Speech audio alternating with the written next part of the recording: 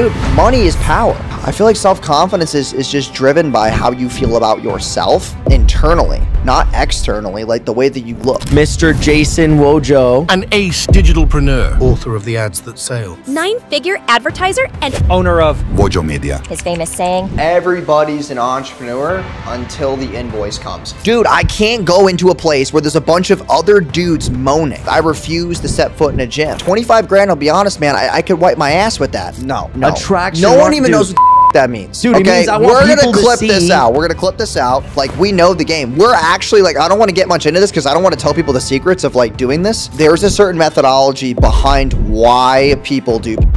Part of me is questioning if everything you're saying is 100% really how you feel. There's no hate, there's no controversy around what I just said. That is the truth. If you spend money on ads and you don't get results, it's actually still a good thing because you found that people don't like what you're offering, so you just change your offer again. Bro, or you understand how much more valuable you are as a man when you can provide and protect. If you're starting from zero, are you going to the gym or are you learning a skill set to make 10 grand a month? Because skills pay the bills. Dude, what is you having a six-pack gonna do for society?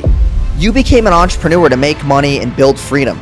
But most people become an entrepreneur out of greed. With every choice is a consequence, and you have to choose wisely. Kicking Ass, Taking Names podcast, and today we're here with a very special guest, Mr. Jason Wojo. Jason Wojo has risen tremendously in the last 4 years.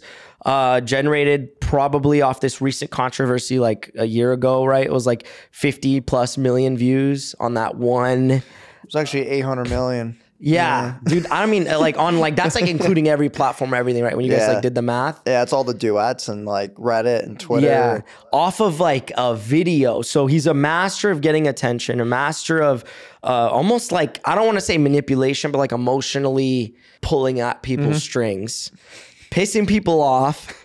And, you know, as you could see, like I put, you know, too much time in the gym. I should have put more time working on my business. So that's why we've got Jason here to grill me at the end. So that's going to be an interesting segment. But essentially Jason Wojo. So for the audience who doesn't know, could you give a little bit of context about like who you are, how you got to where you did, what you did differently to get there? Yeah. So first of all, thanks for having me. This is exciting. I'm excited for the grilling part. So yeah, I started this journey 6 years ago. I was in culinary school and I fucking hated cooking. So I decided to drop out. I was making 15 bucks an hour. I went to, business school then. I was flipping Pokemon cards. I got curious. I was doing that. And then I was working 3 jobs. When I went back home, I was at New York Life as an assistant. And then I worked at a financial firm. And then I also was working at Staples, like the department store. And while I was doing that, I was sitting there one day at New York Life and I was watching YouTube videos. And I found Ty Lopez's course, started going through it, started pitching local businesses. Then I got a client through one of my friends, Troy. It was a clothing brand called Hustle Island. They were doing like free plus shipping offers. We were doing that for a couple of their t-shirts and, they wind up like shipping t-shirts out to me. And this was before I got hired, but they shipped out t-shirts to me because I had a decent amount of followers back then to where I was getting like free merch from companies. So I made some videos, sent it to him, and they wind up running them as ads. I didn't even know what ads were, by the way. He's like, dude, his name was Greg. He's like, dude, they performed so well. Like, can you make more? And I was like, oh, sick, cool. So I wound up making more, and then he invited me to go to lunch in Connecticut. He wound up hiring me, and then that's where I met my best friend, Troy, who I live near now, back in St. Pete, Florida. And then we took it to like 21,000 paying customers with Facebook ads, and that's where I learned a lot of the stuff that I know now. And then he wound up shutting the company down. And then after that, me and Troy went on our own. I moved to Orlando, and then I kept doing like the whole cold outreach grind, local business, high ticket services. And that's why I started getting more into like funnels and copy and offers and then low ticket and like all those things kind of like, snowball effect. And then, yeah, man, just like putting my head down, not getting distracted, not getting in the gym, not doing all the things that are like pointless. Dude, I just think that people always ask me that question. It's like, oh, like, how'd you get here? I'm like, dude, I just didn't get distracted. Jason Capital, who's my biggest mentor, he always said to me, people aren't stupid or lazy, they're distracted. Yeah. And I always took that with me. It's either like relationships when they're too young, they buy stuff they can't afford, they take on things they can't afford, they get a dog when they low-key can't even take care of themselves. And I went through those same troubles too. Like I had girlfriends that I shouldn't have had. I had dogs I shouldn't have had. I had apartments that I shouldn't have had. Like it was just, it's just a learning lesson. But some people don't learn from those lessons. With me, I was like, hey, that's a distraction. Where can I best divide my attention? But dude, that's really it. Like I'm no smarter than everybody else. I just did a lot of things that people don't want to do because they don't want to change their situation. Because change means you have to change your human behavior, and selling human behavior is tough. So let's go into your metrics real quick. So going on your accolades, obviously you've done a lot. You've generated a lot for clients. You have been performing on ads for a long time. Now, can you give us a rundown of some of your numbers? Yeah, we've spent, I think I have to update the number, but we've spent like 34 million now on ads. We've done around 130 million online. That's about a 4-1 ROAS. So every dollar we give the ad platform, we're getting $4 back, and that's across 90 plus niches and verticals. That's not just one niche. So this is for your clients. Yes, yeah. And some of that ad spend's including me. My ROAS is a lot higher because like obviously I'm more passionate about my funnels than somebody else's. That's just like common sense. But yeah, I mean, that's across 90 plus niches and verticals. That's high ticket services, coaches, consultants, service providers, e-com, info products, local business, brick and mortar, like you name it, we've done it. The only niches that we haven't worked in are like, MLM, cannabis, and CBD. That's about Stuff that basically Facebook. Stuff that Facebook bans. Yeah, those are the ones that we like. Weight loss supplements too. Like that's hard to run unless you're running native ads or you're running like YouTube straight to a VSL or ClickBank offers. But yeah. So I know you were asked this, and I know it's like a really obvious question, but I still want to just have you say it here, is why ads? So the biggest premise of advertising is that regardless of the economic conditions in the world, business owners still need traffic. So like, let's say the economy collapses tomorrow. We're not really going to lose as many clients as people think because businesses will need us even more. And they're going to pay a premium because we can dangle that economic carrot at them of like, you need traffic, we know how to do it. You can't just have a recession or some type of like, thing happen in the world and all of a sudden you don't want to get more customers. It's just something that you're always going to want. So then what were some of your first offers? Like, what did you start out with? The one that really got me my name was 4 years ago was the ad templates offer. That was probably one of the biggest ones that I ran. It was $17. It was a low ticket funnel. It was 100 ad templates that were copy and paste, fill in the blank. You could just like take them, reverse engineer them for your own business, the graphics, the copy, the targeting. I took that offer from $30,000 to $600,000 a month in 3 weeks. That was our craziest offer we ever ran. And that was back when Facebook ads were cheaper. Like now it's more expensive. Now there's more competition too. So the skill set that you have to run paid ads efficiently now is a lot higher.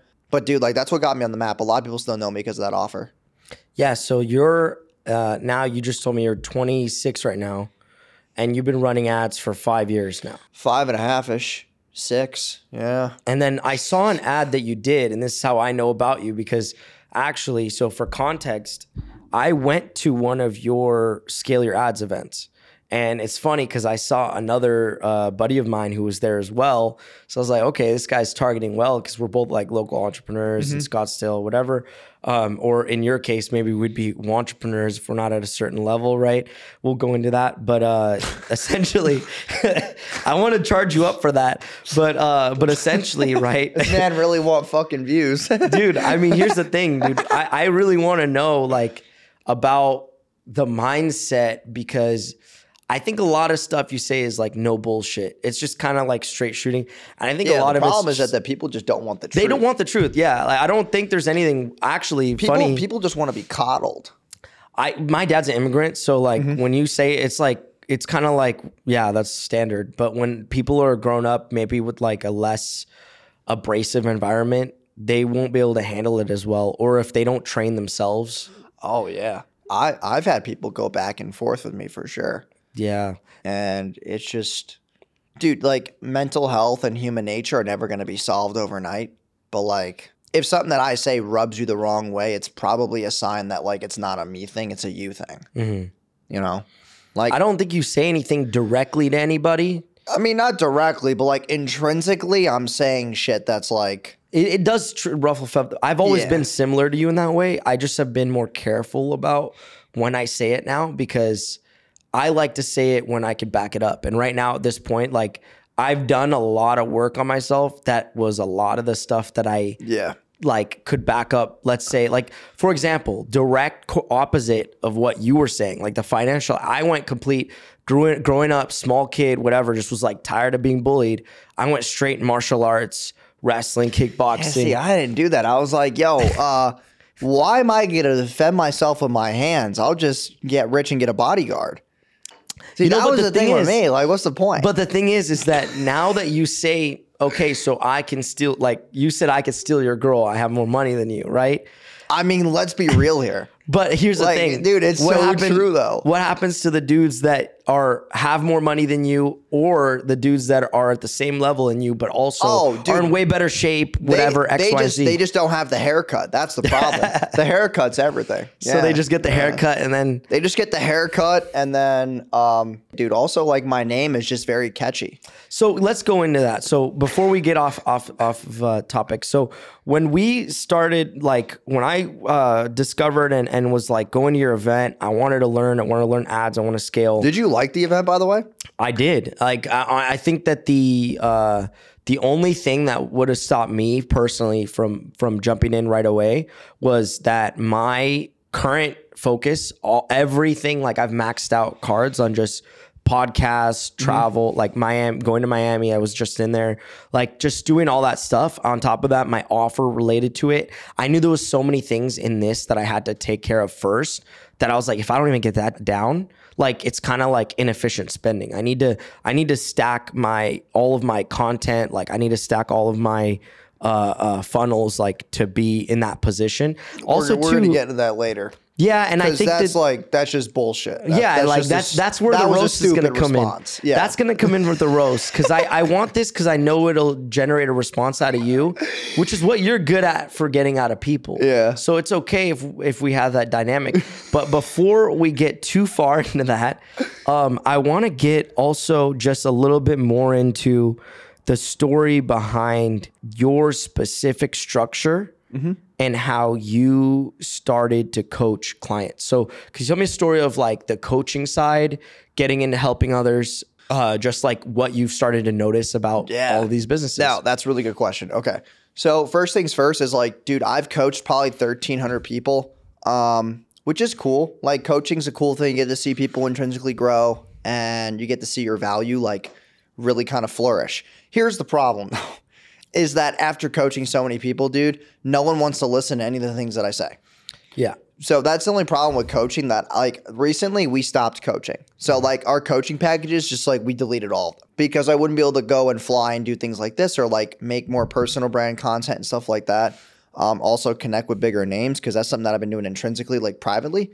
Dude, coaching is this niche where you're basically just a therapist. You're a babysitter. You're basically a babysitter, right? And you're a therapist and you're just saying, hey, like when we get off this call, here's what you need to do. Dude, no one does it. Yeah. Like no one does it. And then we hop on the next call and they're like, yeah, like I tried it, but like, yeah, I got busy with my kids. Okay, stop having kids. Okay. You need to make more money because you need a babysitter.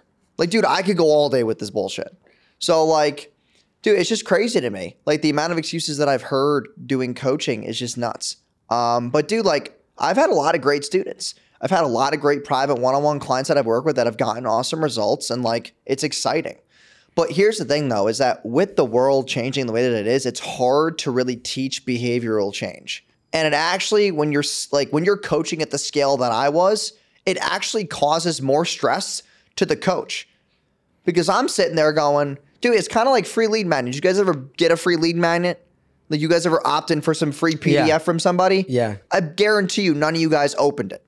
It's kind of like coaching. I just tell them stuff and they don't want to do it, or they just like, dude, most of my coaching calls, by the way, are not tactical whatsoever, just so you know that.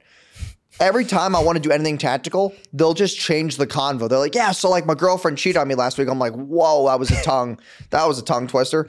And like, dude, the conversation just flies. I'm like, where is your funnel? Yeah. Like what traffic are you running? Oh, you know, I'm tired. My kids. I'm like, bro, this has nothing to do with ads. So, I mean, the biggest thing that I would say to that question is like, coaching it's like the whole funny saying of like, you're a coach who's coaching coaches how to coach other coaches. Yeah. And like, dude, that's just what it is. Yeah. So now we just focus on done for you because we actually do it for them. And we feel a lot better about it. We're like, hey, like we're doing a service for you to where we don't have to actually tell you to do anything. Yeah.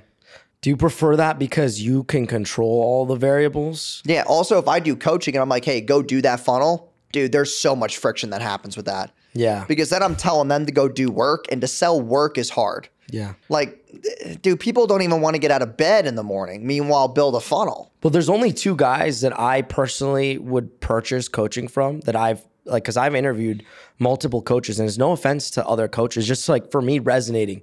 And I talked to Tanner Chidester, and I really liked. Cool. I liked a lot of the stuff he said, and I liked a lot of the things that he does coaching, and like I've heard really good things. But I was like, am I ready for that? Like, am I really going to do it? I had asked myself, that's my main reason, probably not the excuse, is am I really going to do it? Probably not, right? Like if I know that, then I have to get to the point of like, to want it bad enough to do it. Yeah, that's I mean, really I it. mean, the thing I'll say to that, dude, is that like, we'll get into that stuff later, but it has nothing to do with if you're going to do it or not. It really just depends on how bad you want it. Like you could have a coach tell you all day, yo, do this.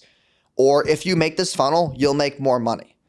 But like at the end of the day, dude, it's really just up to you as far as like how hungry do you want it. Like that's why I tell people, to spend money. I tell people to pay their invoices, but no one listens. And then the second thing is that when you put your back against the wall, dude, you're forced to grow, but it's got to be in a linear progression to what you're doing. People spend money on the wrong things. Like, dude, it's great that you spend money doing podcasts, right? But then it's like, it doesn't pay your bills.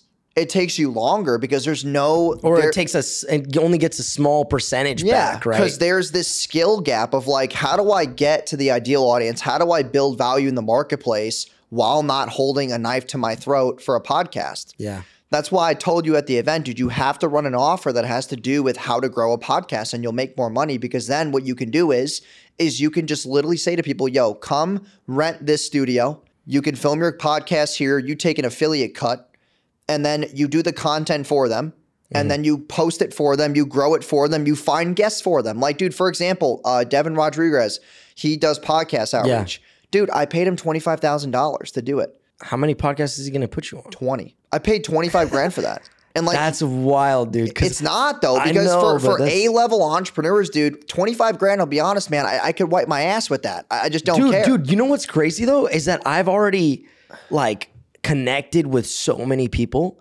One, like I just had Jeremy Lee Miners on, right? Like, and Jeremy's dude, he's awesome. Yeah, I was on Jeremy's podcast 2 years ago. Like I got like already like Marshall, I'm so excited. If you said to these people that you would get them on more podcasts, bro, those guys know the game. Like we know the game. We're actually like, I don't want to get much into this because I don't want to tell people the secrets of like doing this.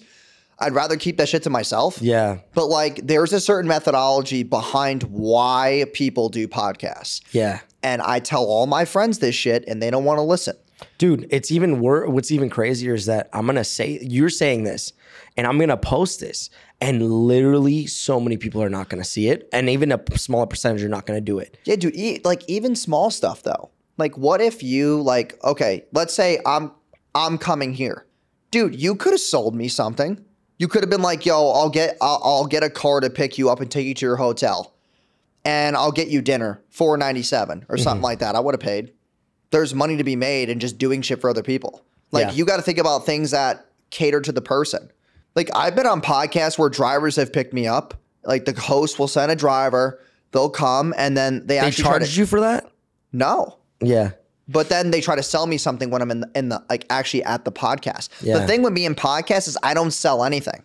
I don't sell shit. And you know what's funny, dude, is that I have closed 11 people that I've been as a guest on a podcast. Yeah. 11 out of 13. And I've never asked and I've never sold anything. You can watch the recordings back. I don't say anything.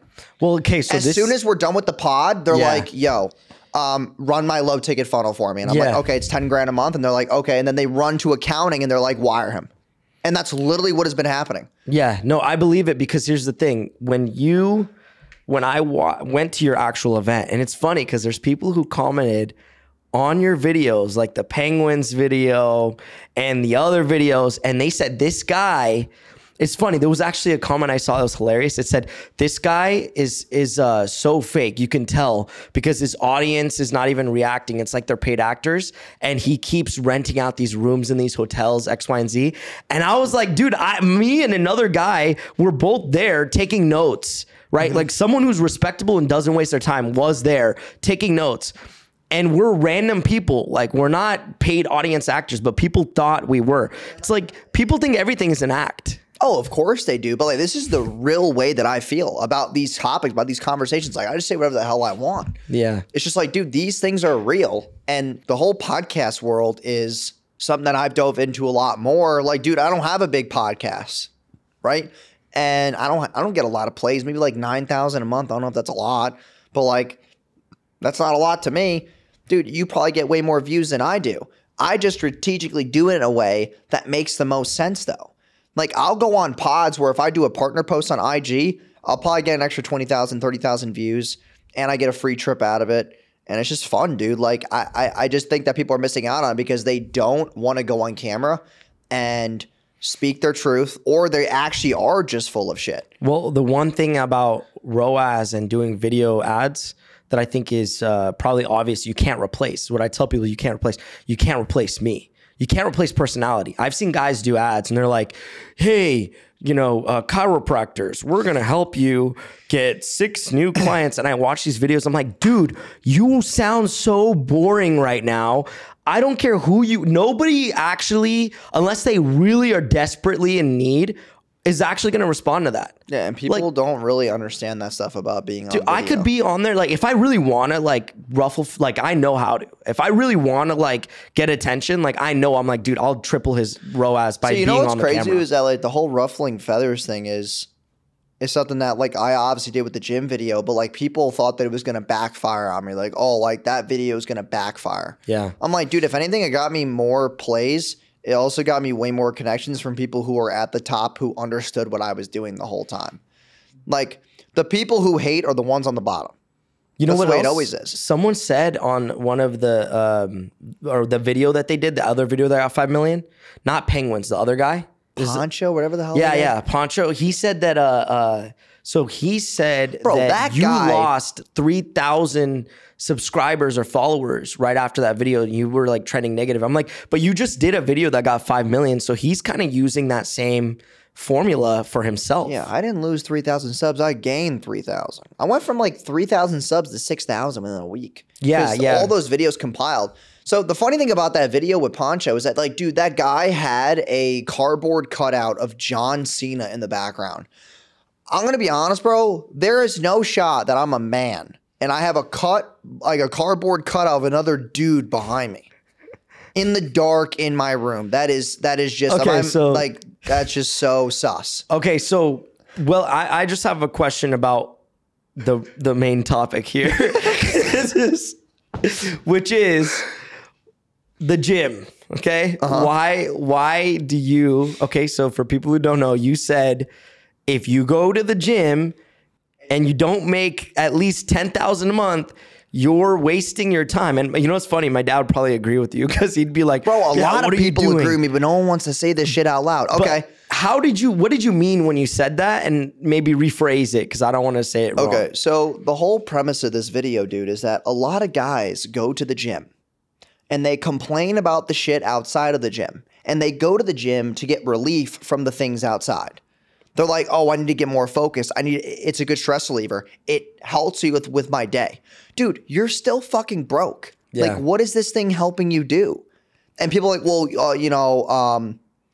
you're skinny. Like, no girl would want you. I'm like, bro, or you understand how much more valuable you are as a man when you could provide and protect? Because yeah, you could sit there and go, well, you can't protect because you're skinny. Dude, I could just pay other people to protect me for me. And people don't understand that, bro. So I feel like you pulled kind of like a Kanye moment there. Yeah, and also, dude, think about it this way. Okay, like be realistic with me right now, okay? Because I know you go to the gym. Would you rather make 10 grand a month or be fit? Be honest. Dude, but I don't think they're mutually exclusive. Yes, they are mutually exclusive because you're saying yes to something and saying no to something else. If you're starting from zero, are you going to the fucking gym or are you learning a skill set to make 10 grand a month? I mean, I'd like to have for the rest of my life, yes. Like I'd like to have all the skills to make as much as I wanted. Because skills pay the bills, dude. What is you having a six pack going to do for society? When the timer hits zero. What if you get paid off that though? But dude, that's such a small percentage. I'm talking on like, you know what I mean? Like that's just no. You're trying to pull a fucking carrot out of the sky when it's grown in the ground. I mean, that's just like, okay. If you are just starting out, do you think that a six pack is that necessary? No, not a six pack. And I think that a lot of guys go to the gym to hide their insecurities and their self-doubt and the fact why they can't take action outside of the gym. You can take action in the gym all you want. If you don't monetize it, then don't say that it's more valuable, because I guarantee you, dude, if I gave anybody in the room 10 grand a month and I said, yo, stop going to the gym, you would stop going to the gym. Any fucking broke ass dude in the gym would say yes to that. What about this? If you have, like, let's say you struggle with self-confidence and that's something that you use to get to that level, and then that self-confidence then can turn into something else for you. How do you feel about, like, what would you say about that? Like that situation? I feel like self-confidence is just driven by how you feel about yourself internally, not externally, like the way that you look.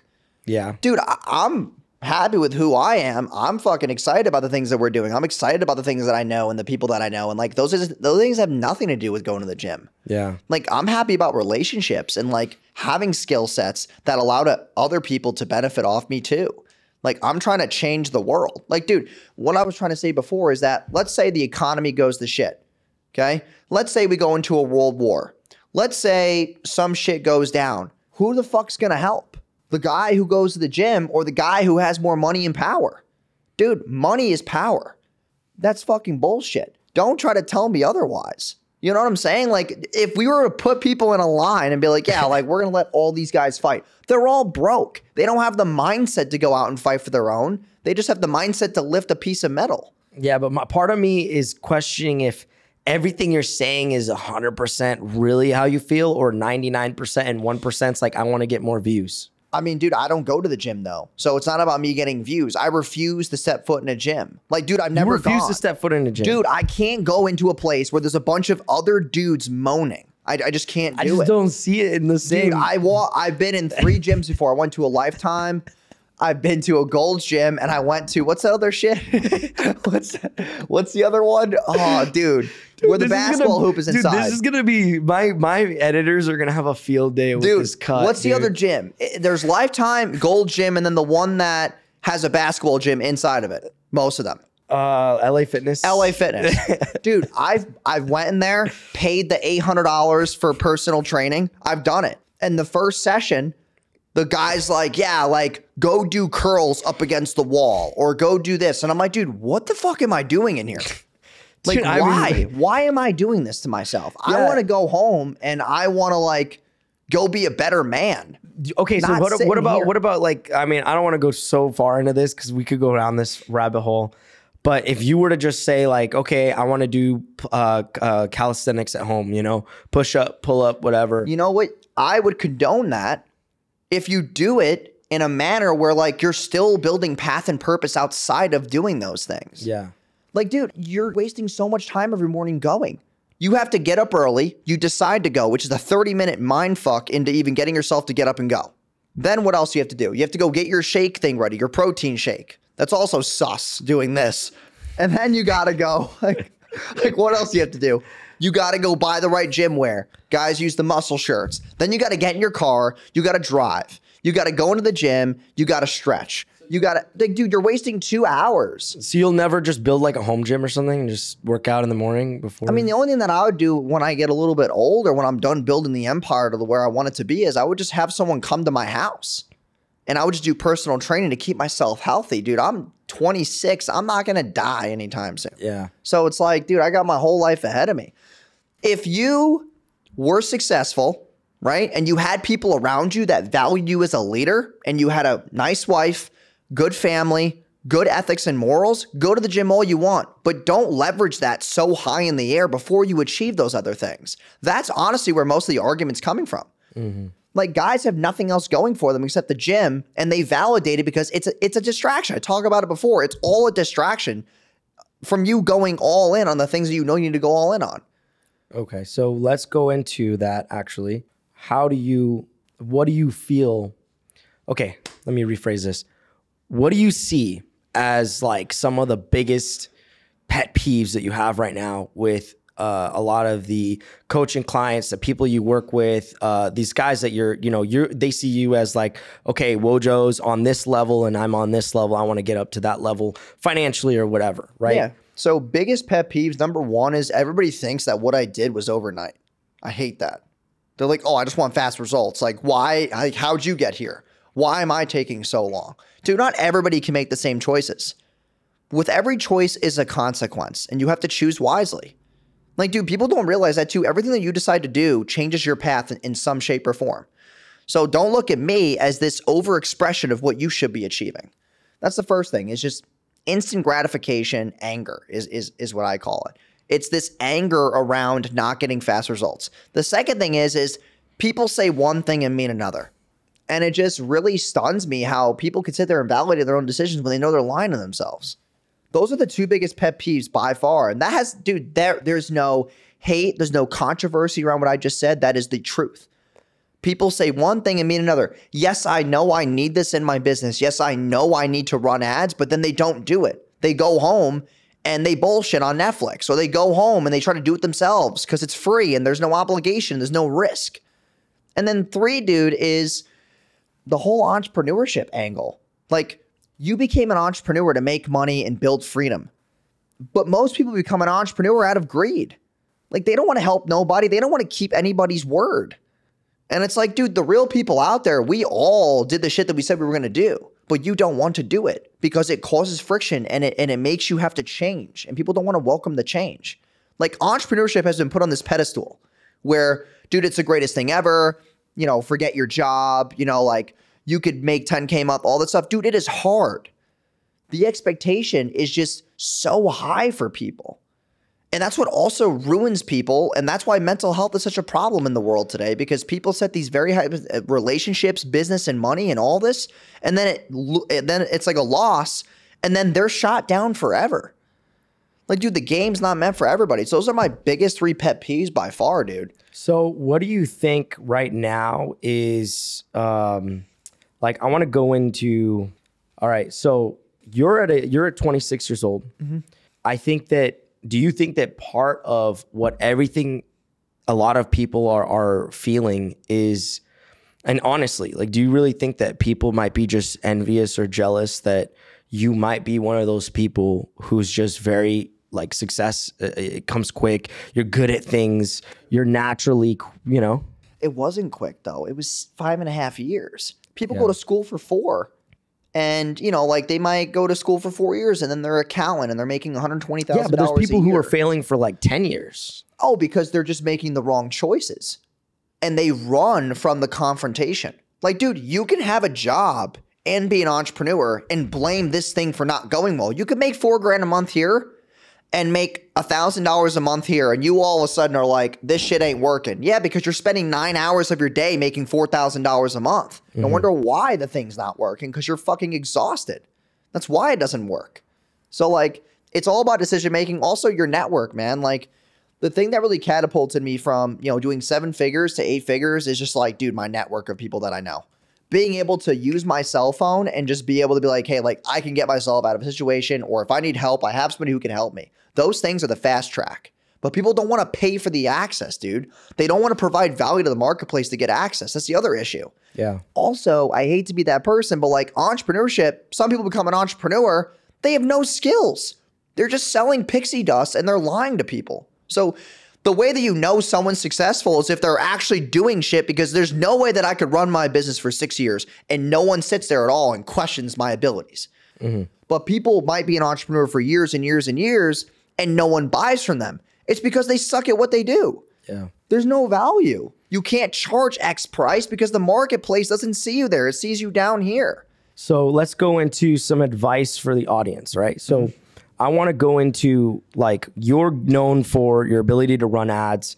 Give me a breakdown. Like, if you're like, let's say you were to do a pitch, an ad right now to these business owners, what would you say as far as, like, if you're a business owner if you're running, you know, X, Y, and Z. If you're a business owner who's making 10K a month or spending at least $100 a day and you're not getting the results that you want, it's because the ads are not really that important.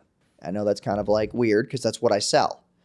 Here's the thing. If I went on an ad and I was like, hey, I'm going to help you scale your backend or scale your systems, no one clicks on it. But I have to say scale your ads because it's sexy. It's one-click publish. So the thing that I break down successful ads into is your offer. If you don't have a good offer, dude, no one's going to buy from you anyway. And people don't think about that. The messaging of the offer makes the thing irresistible or flop.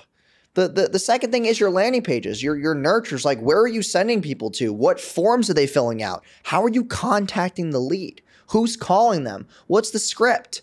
What's your KPIs behind how many calls and how many people answered and how many people booked? Like, what do those numbers look like? And then 3 are the ads, but not just the ads, but the creatives and the omnipresence. Not just depending on one platform. You can't just be running Instagram and Facebook and be like, yeah, I'm going to make a ton of money this year. You need to run other platforms to see where your best ideal audiences come from. Maybe YouTube's a blue ocean for your niche. Maybe TikTok's a blue ocean for your niche. Maybe you can do retargeting on those platforms and scoop up more buyers off your front end traffic and drop your ad costs. And then 4 are the KPIs, which are what are the numbers that drive my business forward. If you don't know your numbers, dude, you're not playing with a calculator for your business. You're just thinking about it and hoping that the thing happens the way that you want it to, but numbers are smarter than emotions. Like, I'd rather look at a 2 + 2 = 4 equation, but most people are like, oh yeah, so 2 + 2 = my marriage sucks, I go to the gym too much, I'm fat and ugly, this and that, oh yeah, = 5. Like, dude, that's how most people run their lives. And they're like, oh, my business isn't working. I'm like, because you hired the wrong people, you spent money in the wrong areas, your offer sucks, your fulfillment sucks, you don't want to listen to anybody, you don't know what you don't know, but you don't want to admit that, and you're not willing to pay to play and be in the right rooms. So break it down to the the psychological, because I know there's some sort of like process in your decision making that's really about, like, on a grid of everything. I can already tell you like what's outside of like what's good and what's competent and then what's just like a waste of time. Like, I could tell you just don't waste time. I don't waste time because time is money. And second of all, dude, time is something we won't get back. And it's like, what else am I going to use my time doing? Now, back to your question, like, the only thing that I run with any offers is this: simple sells. That's it. That's literally the answer to the question. Yeah. That's all I think about is how simple can I make this so that a third grader could read it? If I have an offer and I have a business and a third grader can't regurgitate what I just told them, then the offer is too complicated. I noticed that when you were at the, when I was watching you in the Scale Your Ads, you also, and you said this a minute ago, is you said if I called it anything other than Scale Your Ads, you wouldn't show up. Wouldn't show up. You said it's really, you said it should be called Scale Your Systems. Yeah. So, but no one would show up. But I mean, like, how, because I noticed this as well, because I've worked with some clients, and what happens is they show up and they say like, hey, get me like 3 deals. Here's like some data. I'm like, dude, like, you haven't figured out who your target is. You don't have a pitch. You don't have, I mean, the one thing that I noticed about the businesses that do the best is that they've already got everything lined up and targeted, and they've crossed their T's and dotted their I's. Yeah, and that's what we call a proof of concept. But people think, oh, I got 3 sales, I have a proof of concept. No, you have an idea still. No one cares. How deep do you need to go in on your system when it comes to actually seeing like a return? Because if you just run an ad, like, that's not going to solve all your problems. I mean, I think the thing that I'll say is that you're not going to figure out where your breakpoints are until you do run traffic. Because the number one thing about ads, dude, is that if you spend money on ads and you don't get results, it's actually still a good thing.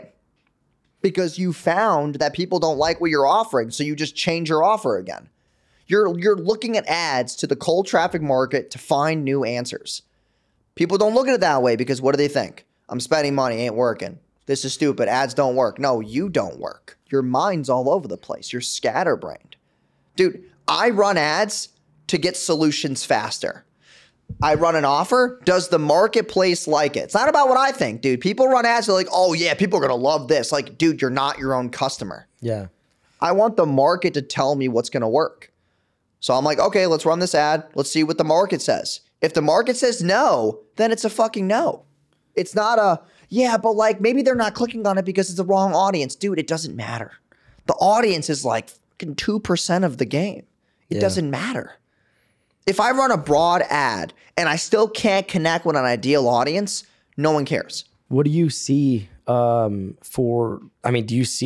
foresee any big changes in ads in the future? The only thing I see is just, it really just depends on the economy. Like, where's the world headed? Are costs going to rise? If ad costs rise, then you really have to have a good back end of your business to be able to predictably still be profitable.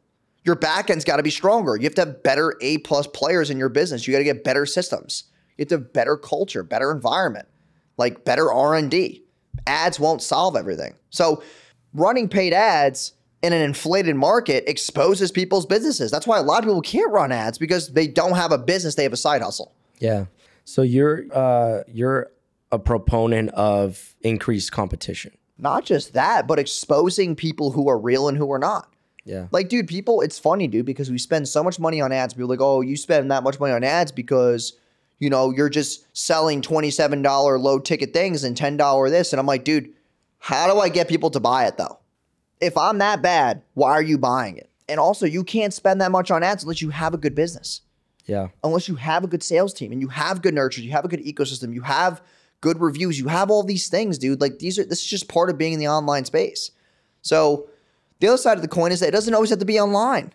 You don't have to be a face like me and be out there making content, going on pods. You can be this faceless person, but you better have a really solid process. Yeah. Because people buy the name sometimes and not the person. And people buy the person sometimes and not the name. Yeah. It's like I was just in Miami with Jason Stone, Millionaire Mentor, and he's done a really good job of that, just putting his, faceless, and then he transitioned his brand, his face later. Mm-hmm. But I think it's so I think it's so awesome, but also at the same time, like at a time where everybody is creating, everybody's getting into creating, everybody's kind of getting a little bit less nervous. Did you notice 5 years ago that there was just less people who were willing to put their face online, and now there's just more people willing to put their face online? And I'm going to tell you why. It's because people now have this ideation of having an opinion finally. People don't make content because they just decided to get on camera. They actually decided to get on camera because their opinions didn't matter anywhere else inside of their lives until they put a video out on the internet. If anyone has ever realized over the past 4 to 5 years what's really been happening, dude, we've had one of the most unstable governments and systems in years. So people have this ideation of, oh, I can finally cast my opinion now because I have something to say about it. And that translated into everything else inside their lives. Dude, people will be a part of something when they have an opinion. Like, there was this crazy study that was done. I forgot who did it, but I'm just going to spitball average numbers here. I don't remember the exact numbers, but they did a survey with all the people who go to rallies and hold up signs. All the people who go to political rallies and they say, hey, vote for this person. Bro, 80-something% of those people are the brokest income brackets. Why? Because they don't provide any value. They're just idiots. There's no value. You just stand there all day with a sign. You think you're changing the world. You're actually making the world easier for the rich people to make more money. You're making it easier for us to make money when you do stupid shit like that. What do you mean by that? You're so busy standing outside with a sign. No one gives a fuck. No one cares. Only you care. It's kind of like when people repost and share social causes, but then they don't actually do anything about it. Yeah, if you want to do something about it, go make money and donate. Don't sit there and hold up a sign. You want to know why it's easy to hold up a sign? Because it doesn't require you to pay to play. You just walk there, you spend $1 in gas, and you bullshit for a couple hours. But if you want to be someone of significance, then you have to be the politician. It's easy to be a voice. It's hard to be someone of impact and influence. And that's where the world's headed, dude. Everyone's got an opinion. No one wants to do shit about it. Yeah. So how did you respond, and how do you deal with the haters? Because you've clearly had a lot of haters. So. Oh, yeah. Dude, it's funny. Like, the hate comes and goes, but the thing I always look at is like, dude, the thing that Grant Cardone always said, even to me, was like, dude, if you're not getting hate, you're doing something wrong.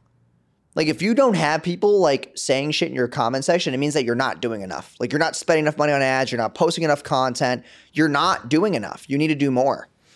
And like, I always believed in that, dude. Like, regardless of what people say, you're still giving me more attention and engagement. You're making me more money by talking shit, which is the goal. Like, I want you to. Like, the whole purpose, dude, the way that I am is like my true personality. Like, if you hang out with me at the bar, hookah lounge, I say the same shit in public. I'm just not like, I don't really care.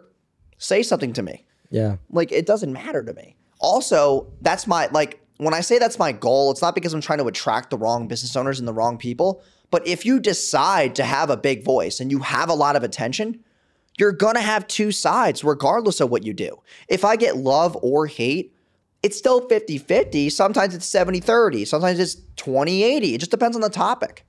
But if I'm not getting two sides, then I'm not getting enough views. And I want to always have two sides because bringing people together is the whole ideation of social media. So if I'm going to get hate, it's because I started a conversation that has impact and it matters. Yeah. Like, if it wasn't a good video, no one would react to it. No one would care. And the reason why that video did so well with the gym stuff is because I ruffled feathers because I pissed off all the people who were broke and go to the gym, which is most of them, by the way. That's why it did that. They wouldn't react if it wasn't true. Dude, I used to go to the gym 6 hours a day. I definitely What did you just say? used to go to the gym 6 hours a day. 6 hours a day. Yeah. Dude, I mean, I know what I sacrificed. I did it on purpose. But like, dude, I'm not denying You did it on purpose? Yeah, dude, I didn't want it. What the hell does that even mean? I did it on purpose. I just wanted to How do you even go to the gym for 6 hours a day? You train for, you do Muay Thai, you do bodybuilding. What the fuck did you just say? Muay Thai? Muay Thai. Muay Thai? Kickboxing, dude. You do that stuff because you want to like do something, but maybe you're not good at everything. You choose something, you work on that one thing. That's what you're good at. Now you feel like fulfillment from that. I think it could have been the same thing as like if I would have not gone and just said, I'm just going to build a business. But at the end of the day too, you know what also a lot of people, I think my personal opinion, I'm going to inject here, is if you're young and let's say, okay, you want to make money while you're young so you can enjoy it. I think that's true. But I think if you're to a certain competence at a certain level, you could I think you could probably attest to this. Almost anybody could probably make it in a decade if you really put yourself to. Yeah, if you don't make money in a decade, just get a job. Yeah, like you might as well. So if that's true, being said that's true, you don't really have to make all your money when you're 20 or 30. Yeah, but then once you become 30 though, that's why I made the video that I did. Because once you turn 30, what starts happening? People start judging you? No, bro, you're valued. This is why I talk about this shit, dude. What do you think? People don't agree with me. Is that when you turn 30, your values and morals and your overall like ecosystem changes. You start to sit there and you're like, hey, I'm 30. Like, is it time to have kids? Am I getting married? Like, am I going to find the love of my life? Where do I want to live for the rest of my life?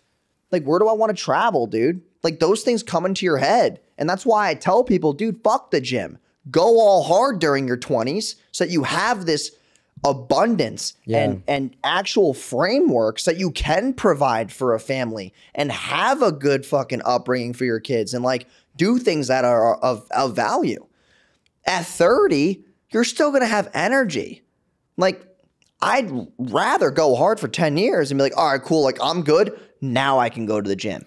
My son can run around in a backyard that's safe. My wife doesn't have to work. My house is the biggest on the block. I don't have to worry about money again. My kids are retired. Like, that's what being a high value man is about. What about if somebody doesn't, like, if you have a totally different life path? I don't want wife. I don't want kids. I'm a bachelor. What do you think about that?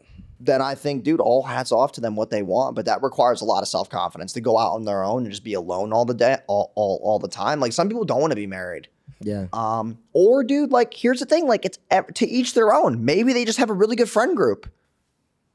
Maybe their friend group's awesome and they don't feel the need for outside validity that's, with another woman or another man, whatever the hell you're into. But like, dude, these things matter though, because what you decide to do, and this comes back to the first part, which is when you make a choice, you have a consequence. If you want to be alone, then you're going to be alone. If you want to go to the gym, but you're going to be broke. Like, that's your choice. So I just really believe though that, like, I'm still so young. Yeah. like to each really their own. are though. I mean, because you've gotten obviously you've got freedom, financial freedom, to a certain degree. Maybe not to, you know, maybe if you're hanging out. I can't retire yet, but in another 3 years, yeah, I probably could. Yeah, and I'll be 29, and then I can go find the love of my life. Yeah, and you could also compare yourself if you wanted. There's always a level of comparison. Like you could say like, oh, well, Jeff Bezos, like, you know, compared to him, everybody's broke. But at the end of the day, like it just really depends on where you want to, what you want to get to. One last question, and then I want to go into the grill session, right? Because I think this will be really interesting. But one last question is, where do you see yourself, Jason Wojo, where you're going in like the next, 3 to 5 years? I know you can't project yourself for 10 years. Yeah, I mean, dude, we have a lot of plans for the company and whatnot. So no, that's a really good question. So biggest thing right now is just we're trying to scale with better people and like better systems. I know that's a very broad answer, but like we're getting a lot of A+ leadership. So we're getting people who are in marketing corporate jobs and we're just paying them more and taking them out of their job because we want to recruit A players. I don't want a bunch of people that are getting paid less money just because I want to save money on payroll. Like I want to get really good marketing executives coming to the business. And that's what Casey's doing. I recently stepped down from CEO. I don't run Wojo Media anymore. I'm just the owner. So that was the first thing. Second thing is getting a building. I want to have a building that we host a sales team in, and downstairs we have our own event space and workshops to where I don't have to keep going to these hotels and renting out spaces because they kill you on the fees. So that would be the second thing. And then the third thing, man, is that I want to find out where I'm actually going to decide to live. Like, I don't know. I'm renting a home right now in St. Pete and I don't really like it. Like, no, like all the people, like here's the thing, dude, all the friends that I moved to St. Pete for, no one wants to hang out. Everyone's too busy working and bottleneck themselves in their business. Like they don't want to travel. They don't want to do stuff. Like no one wants to do shit. When I go in the group chat, I'm like, yo, dinner tonight? Or hey, I'm going on the boat. I'll take you guys out on my boat Saturday. Fucking dead. It's a dead group chat. And I'm like, yo, why did I even move here? Like, I hate it there. But I mean, don't you think those are the people that you want to be friends with because they're literally working on their business? They're working on their business. If they had no time, you wouldn't be friends with them. Yeah, the whole reason why I bought that boat was so that all of us could enjoy it. And my best friend hasn't even been on it yet. It's been 5 months I've had the damn boat. I've been on it maybe 20 times. The fucker still hasn't went on it. So it's like, I just get bored living there. Also, dude, like I rented a house where to the left and right of me, I'm not trying to be that person, but like, bro, I have the biggest house on the block and it's just really weird walking outside. And every single time I walk outside, it's a fucking interview. The neighbor's like, oh, is that really your car? The neighbors just want to do a pop quiz session every time I walk outside. Are they like twice your age? That's why? And they're just curious? Well, yeah, bro. And also they're freaking sketched out. I got a slingshot, a McLaren, and a Bentley in the front yard. They're sketched. Do they think you're a drug dealer? And then they drive a Toyota. Do they think you're a drug dealer or something? Oh, they definitely do. For sure. Yes. They definitely think I'm doing some shit. Yes. Dude, like, there's literally times where I see the parents, like, walking down the street with their kids, and they'll purposely, like, walk at an angle around my yard. Like, bro, nothing's going to happen. That's good. That's respect. Not respect. They just think it's, dude, that's a money block. I'm a nice person. If you come up to the house, like, dude, like, say what's up. Like, fuck it. Let's get lunch. I don't care. Maybe they've seen your video. That's why. Yeah, that would be a good deter. But dude, like, I don't know where I'm going to live. And that's honestly one of the things I'm battling right now because I have people that I work with in Tampa. And that's my problem is I hate it there. I don't really like it. I want to go to San Diego or New York City. What about Scottsdale? I'll be honest, man, the women would distract me too much here. Dude, the women are so beautiful here. It's fucking crazy. So, like, San Diego, I think, is the most beautiful place on the planet, dude. Other than Dorado Beach, Puerto Rico. I love Sunset Cliffs. Have you guys ever been to Sunset Cliffs? In San Diego? Dude, yeah. No, bro, I was just there a few months ago. You gotta go to Sunset Cliffs. Yeah, yeah. I would love to have a house right there on the water. Like, that's my dream spot. I love San Diego. I might, I'm working on, I want to potentially, because Devin worked with Brian. I'm trying to get Brian's in San Diego. Yeah. I possibly want to get an interview with Brian. That'd be crazy. Yeah. So it's either New York. Jason, by the way, I messaged him, but he's hard to like message again. Jason Capital. Oh, I messaged he him. Doesn't use his Instagram anymore. Bro, he messaged me back and then we were going to set something up and then he completely disappeared. So I'd appreciate a ping because like referrals, that's the name of the game for me. Yeah, the thing with Jason, though, is that he doesn't do any online stuff anymore. He stopped. I bet you we could get him. Dude, he's like one of my best friends. There's no shot. That's Dude, why, though. he wouldn't leave his house if you fucking paid him. Bro. You would. No, I'm Bro, telling he you right responded. now, bro. I'll show you the message. I'll show you a message after this. I'll show you the He'll message. only do it if it's like he's already headed there. Bro, tell him I had good questions. If I did. Okay, so I swear. we're gonna get into the roast part now because I have something Yes. really brutally honest to tell you. Yeah, you got to do it. Okay. The reason why he won't come on here is because, like, he already made money. Like, he already made, I don't know how, I mean, we talk, but like, dude, he's made at least $80 million online of his own money. He doesn't need any more attention, dude. He wants his piece. He just bought a ranch in the middle of Fort Lauderdale, and he just wants his piece, dude. And that's what I want. Like, to get Jason on, you're gonna have to fucking do like a whole festival or something. Cause dude, I'm telling you right now, like, even for me to get him on a call is tough because I respect the boundary that me and him have had. Yeah. Because dude, we're good friends.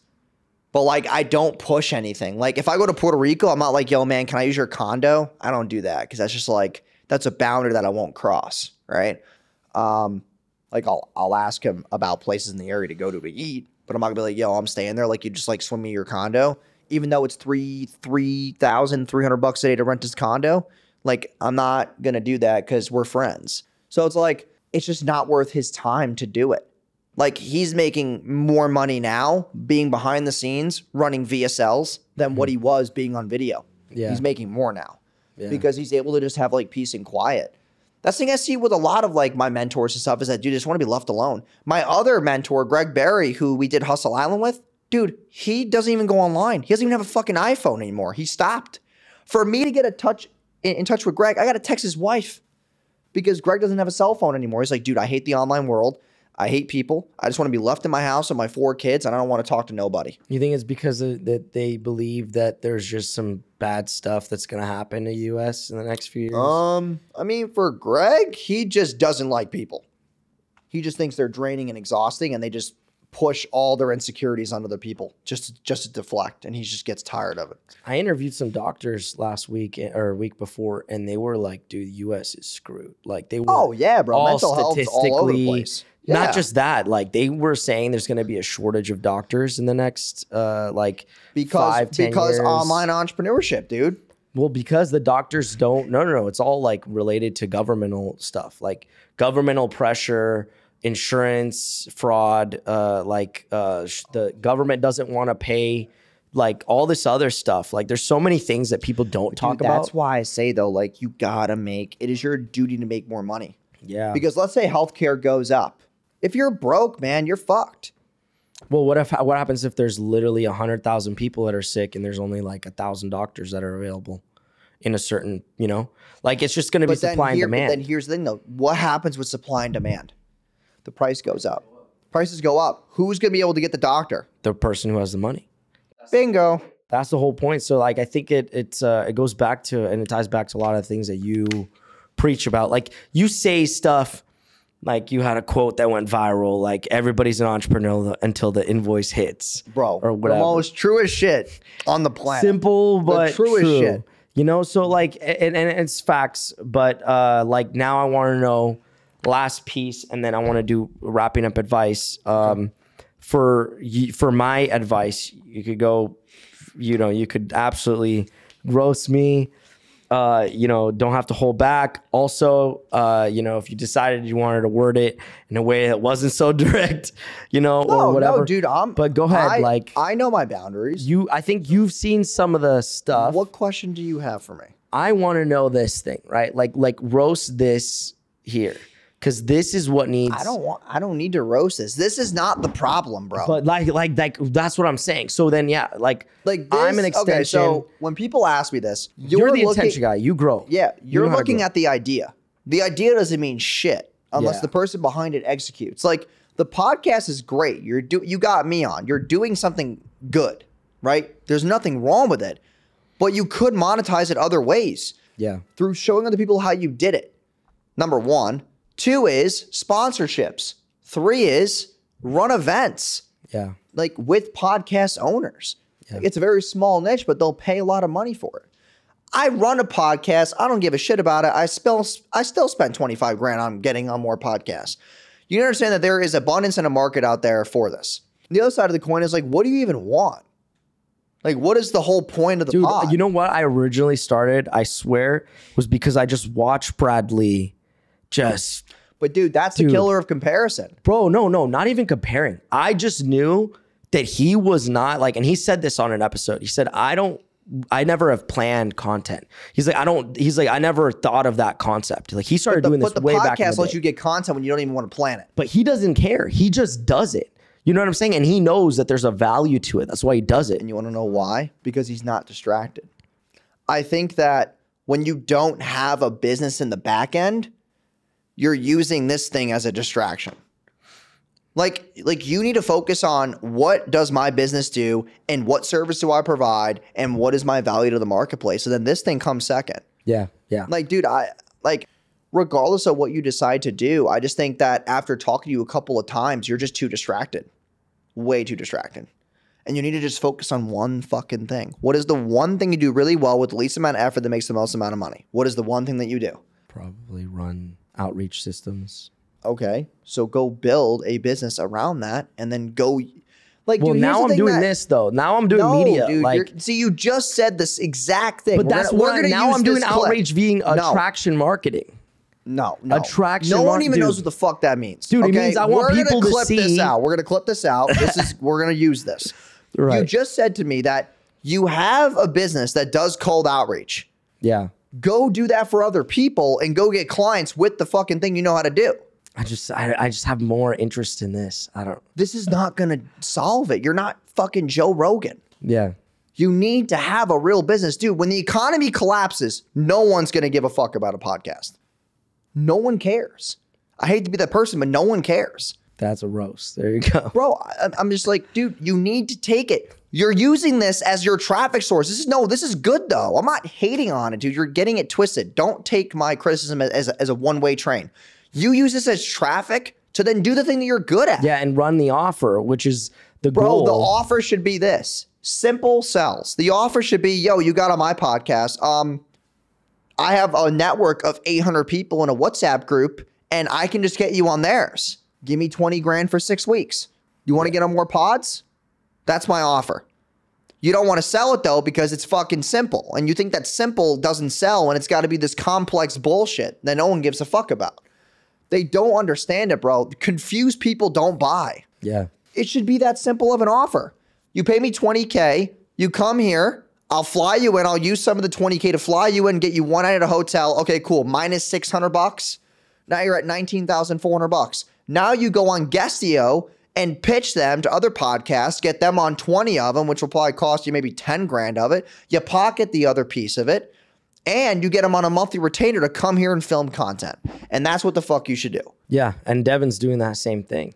Bro, so. Devin made $175,000 last month because he did exactly what I told him to do. You just have a money. He was on Tanner's. He's in Tanner's. Is he in your program too? No, I didn't. I don't sell people shit they don't need. I just told him. I was like, yo, because he did the shit for me, and I was like, yo, dude, like, here's what you should do. Yeah. And then he hit me up today. He's like, yo, dude, what else should I offer people? I'm like, dude, simple sells. You get me on podcasts. What do I want next? Go get me speaking gigs. He's like, oh my God, crazy fucking idea, dude. That's awesome. I'm going to go sell that. So he's selling it now. Yeah. Simple shit. If you're on podcast, what's the next thing? Keynotes. I want to be able to take content from keynotes from authority basis point of view and post. Dude, simple sells. Like, dude, if I'm you right now, I'm fucking running home. Fuck these clips. And I'm just going home and writing down, hey, what is my 6-week program going to look like? How am I going to fulfill for these people? Like, dude, that is what people want. I was texting everybody in this WhatsApp group. Like, bro, this is the shit I'm fucking talking about. Look, I'm in a WhatsApp group. But do you ever think this stuff comes... I'm in a WhatsApp group with 560 people. And I posted in there, yo, I'm going to be in Phoenix and LA. Who else wants to be on a podcast? I got 2 more in LA tomorrow. You could have been the one who did that and I could have paid you. Is that in Sean Mike Kelly's group? Yes. Dude, I knew he was doing... He's got, Bro, because he's just doing the simplest shit. He's just taking everybody and just connecting them. Yeah, yeah. That's all he's 100%. doing, dude. It's like 100%. internet marketing party in That's Austin. the one. That's the thing I'm actually the best at. It really is networking. The other thing I think too is that you just don't think that you can charge for that because you're going to feel guilty about it. There's something about you that makes you feel guilty about charging people just for connecting them. That's a money belief issue. Yeah, like I've bro, always, I have connected so many people. I've in my always life. felt like I had like a really good conscience, almost to like a detriment in like If someone wants to be connected, what do they have? money. Yeah, No. or If someone they be connected, what do they have? A problem. problem. Yeah, How do people solve problems? With solutions, solutions. And what do solutions usually require? Time and money. ta-da. It's facts. It's There's facts. nothing wrong with that, dude. Yeah, yeah. No, I like this stuff because what I realized, people like to hear this kind of stuff a lot. Like, Because it's controversial. did you like this? Like is this one of your favorite? Like of all the parts, like, did you like this a lot? This part, like, because like when I talked to Martin, who was just in here, he's like, dude, you need to get more of that stuff like on camera. And when I first started filming, I was like afraid of getting that on camera. Now I'm like, I'm not afraid of getting it on camera. Like, Dude, you got to get the controversial stuff. Like, dude, I mean, I broke down, dude. I cried on one of my episodes at the end because I the was fuck are you tired. crying for? I was just exhausted You were because I did like 4. I was frustrated, dude. I was Cry frustrated because someone fucked with you. What happened? Nobody messed with me. It was more of like I didn't do as well as I wanted to do. So intrinsically, like on the interview, like I was just upset. And then I had like 3 interviews and like a ton of coffee, and I was filming for like 8 hours. And then like I flew in from, here to Miami, like, and I was on red eye, and like I was just on like Red Bull and just like, I don't know. Just that's entrepreneurship. Welcome to the fucking Yeah, game, like bro. it was like it wasn't that long. It was like a 1 minute, like, but I still like, I mean, you still fucking cried. I mean, it had, yeah, and I'm gonna put it in the interview. It's like, bro, I'm just honestly like, I don't know, man. I think I think part of me is like who do you live with? This is why I make these videos, by the way. Why? Who is this person that you live with? dude, we're going to like Caleb. This is a roommate, but we're going in like the Caleb. What's his name? Caleb Hammer. Now, Who is that? you know the guy who does the financial breakdown. He basically. Oh, so you live with him? No. I'm saying You didn't answer my fucking question. Yeah. Go yeah. back. Where do you live? I live in Scottsdale. That's not what the fuck I was asking. I know you live in the area. Oh, Jesus. Okay. Dude, my house is $5,200 a month. I don't have a crazy fucking rent, and I make a ton of money. It's about sitting there and going, dude, like, if I was you, I'd be living in a college house for $500 a month in a fucking room in the corner. Yeah, Where does your family live? they're in Seattle. I would go move there. Dude, no. There's no way in hell I'm ever going back to living in a non-sunny place. Yeah, the biggest thing I'll say to you is that, like, I feel like just having some type of, like, nest egg, though, when you're first starting out is really important. Yeah, well, that's true. Like, if all shit hit the fan, Crazy, yeah. bro. But like, dude, like I said, that's why I want to be around more. I just want to be around people who are just gonna be like, this is it. Here's, do it, go, and then I'll do it. Like I'm not. Dude, don't just do it for you, dude. Do it for your family, too. Yeah, I need Like, to. a lot of shit that I do is for my family, too. Like, I feel like I'm supposed to carry my name. I'm the last motherfucker left. Wojo was. Yeah, everybody else is, like, dead or about to kick it. I mean, I'm the last one. What's your family's background, by the way? My dad worked at Pfizer. No, I meant like ethnic. Oh, dude, we're just white. Yeah. Really? Wojo was. Oh, that's Polish. And then my mom's Italian. Okay. Yeah. Okay. Nice. Okay. Well, dude, I think we kind of covered it, man. So this is Kicking Ass, Taking Names, Jason Wojo. Watch him. Watch the roast of me. And then where can they find you? Yeah, you guys can follow me on Instagram at the Jason Wojo, on YouTube, LinkedIn, Threads, and if you want to grab my new book, Ads That Sell, it is on officialjasonwojo.com. It's just free, just got to pay for shipping.